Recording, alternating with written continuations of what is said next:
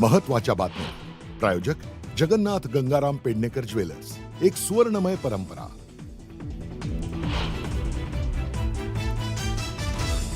राज्यातील रखडलेल्या स्थानिक स्वराज्य संस्थांच्या निवडणुका घेण्याची तयारी निवडणूक आयोगाकडून सुरू. नोव्हेंबरच्या पहिल्या आठवड्यात निवडणुकीची घोषणा केली जाण्याची शक्यता.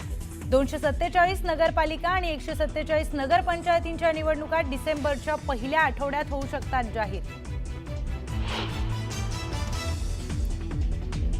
स्थानिक स्वराज्य संस्थांच्या निवडणुकांची आचारसंहिता डिसेंबरमध्ये लागू होण्याची शक्यता. राज्य सरकारचं हिवाळी अधिवेशन डिसेंबरऐवजी नोव्हेंबरमध्ये होण्याची शक्यता.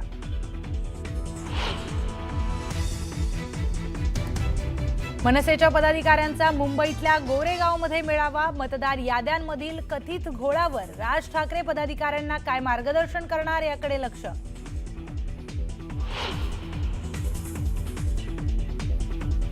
नाशिक ITI मधील नवा कोर्स वादाच्या भोवऱ्यात. मंत्रविद्या कनिष्ठ सहाय्यक कोर्सला जोरदार विरोध.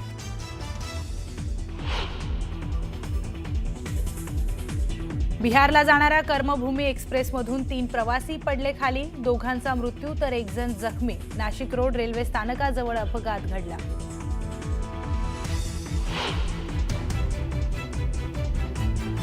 दिवाळीनिमित्त घरी निघालेल्या प्रवाशांचे हाल. मुंबई पुणे एक्सप्रेस हायवेवर आजही मोठी वाहतूक कोंडी.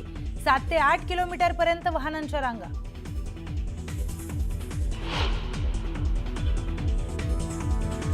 बांगलादेशच्या ढाका विमानतळावर भीषण आग. विमानतळावरील उड्डाणं थांबवली. कार्गो विभाग जळून खाक. दिल्लीहून बांगलादेशला जाणारी विमानं कोलकात्यात उतरवली.